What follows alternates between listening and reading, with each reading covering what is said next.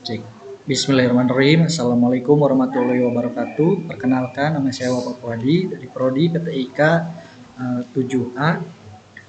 Kali ini saya akan membahas pertemuan-pertemuan masa perkuliahan selama kurang lebih 3 bulan dari pertemuan 1 sampai 6 di mata kuliah e-commerce dengan dosen pengampu Bapak Ivan Ripai MKOM.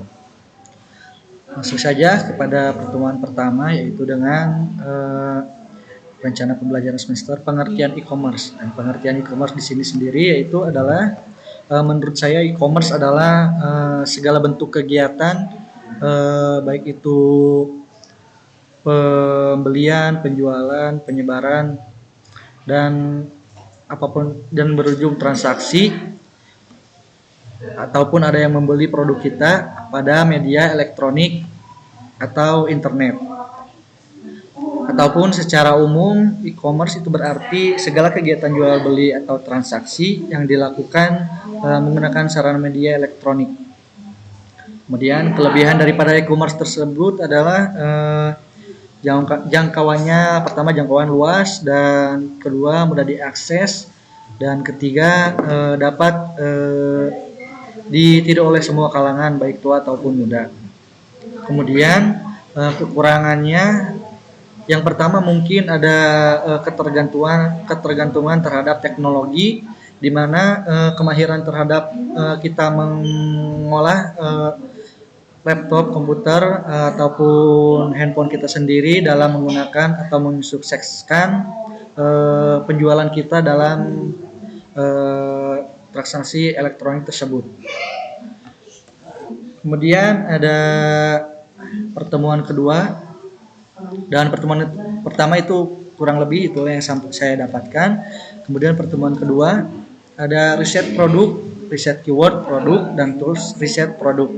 Dan yang saya tangkap pada mata kuliah pertemuan kedua kali ini adalah saya garis bawahi terkait riset produk, yaitu tentang bagaimana kita memanage supaya produk kita dapat dengan mudah ditemukan oleh konsumen yang akan membeli. Bagaimana caranya ketika konsumen ingin mendapatkan sesuatu langsung muncul di dalam aplikasi marketplace yang kita kunjungi. Misalkan dalam Shopee ataupun Tokopedia kita mau mencari tentang misalkan sepatu, itu bagaimana caranya produk kita itu bisa langsung muncul di layar utama dalam laman utama dalam layar handphone kita. Saya kebetulan mendapatkan PowerPoint untuk menjelaskan sedikit tentang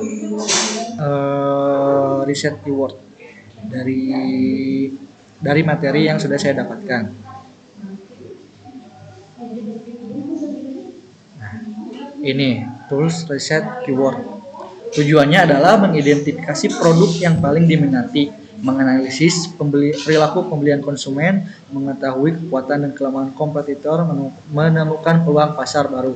Jadi kita mengidentifikasi dulu bagaimana supaya produk kita itu dapat dengan mudah dilihat oleh pembeli atau calon pembeli kita. Kemudian kita juga harus meriset tentang jenis-jenis pengunjung yang akan mengunjungi marketplace. Di search engine ini adalah penentu tentang bagaimana produk kita bisa langsung muncul atau terbaca oleh konsumen ataupun tidak. Di sinilah yang menurut saya paling krusial, karena di sini adalah titik peluang besar atau peluang yang paling besar di mana produk kita dapat dengan mudah laku atau dapat dilihat. Kemudian ada tools riset keywordnya, yaitu Shopee Seller, Suggest Marketplace, Suggest Google, Smurs, dan Ahrefs.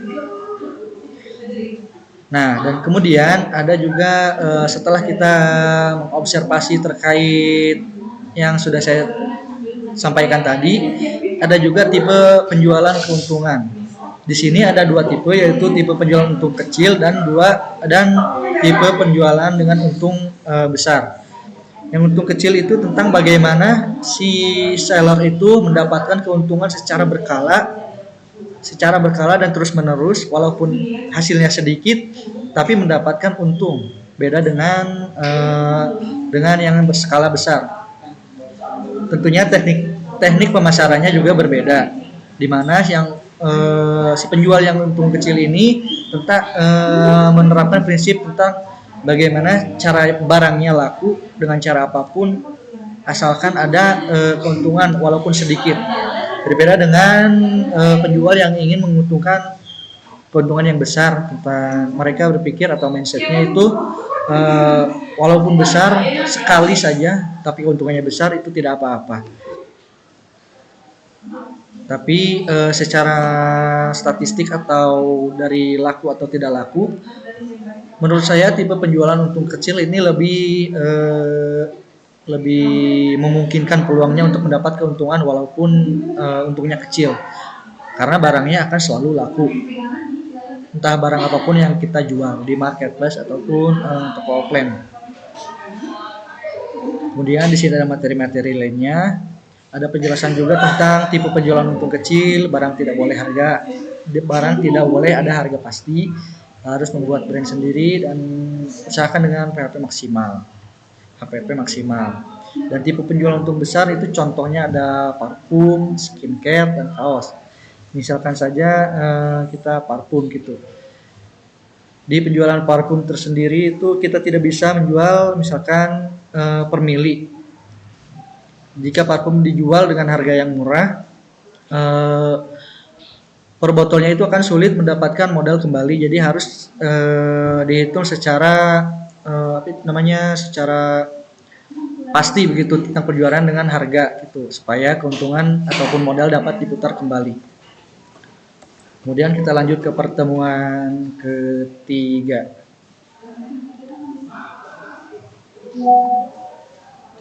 Pertemuan ketiga, sebentar.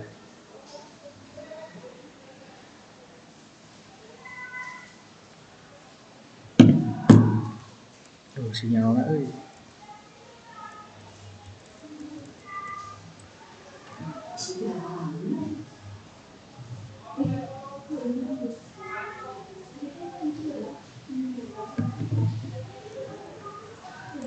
pertemuan ketiga itu ada pembuatan akun seller. Nah, setelah kita mengobservasi tentang atau menentukan tentang bagaimana cara kita akan menjual, untuk tindak lanjutnya kita akan menentukan atau membuat akun kita sendiri untuk menjual produk kita di marketplace ataupun aplikasi-aplikasi e-commerce lainnya seperti Shopee ataupun Tokopedia. Hal ini yang sudah saya praktekkan yaitu adalah di e-commerce di Shopee.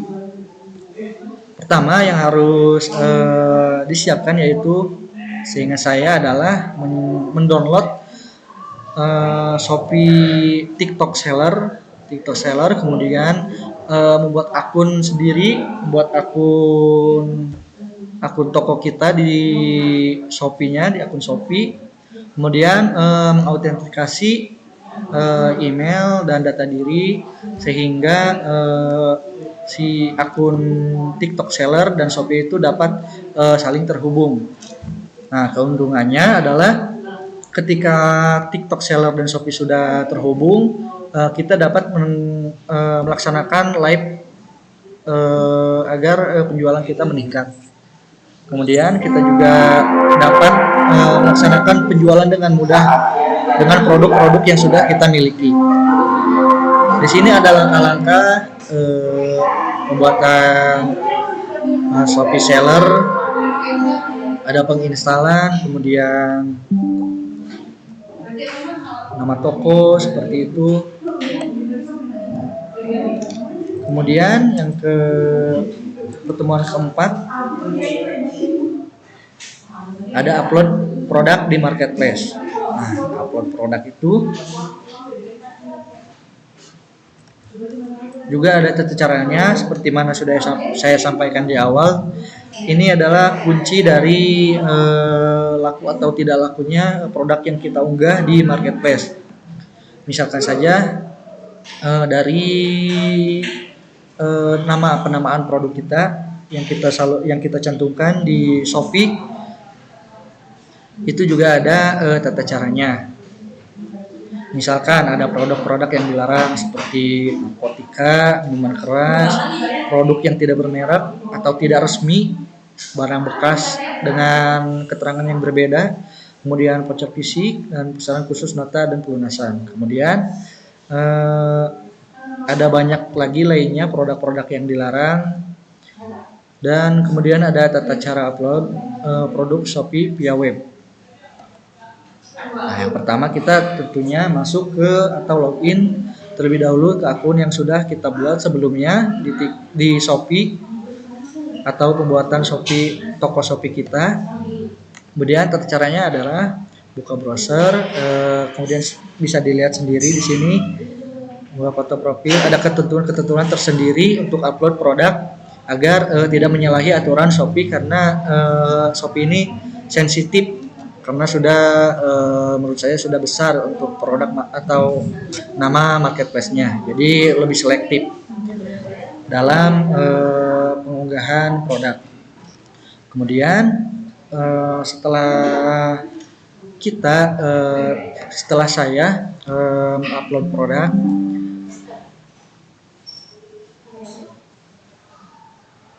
mengupload produk itu, kebetulan saya tidak mempunyai produk sendiri, jadi saya melaksanakan observasi bersama kelompok saya ke UMKM agar selebihnya saya mendapatkan produk untuk dijual di TikTok, di TikTok Seller ataupun di Shopee, akun Shopee yang sudah saya miliki ataupun akun Shopee yang sudah teman-teman saya buat atau kelompok saya buat gitu.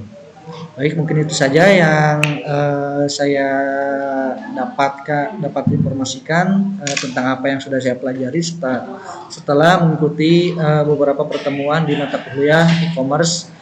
Kurang lebihnya mohon maaf. Saya ucapkan terima kasih. Wabillahi taufiq wal hidayah. Wassalamualaikum warahmatullahi wabarakatuh.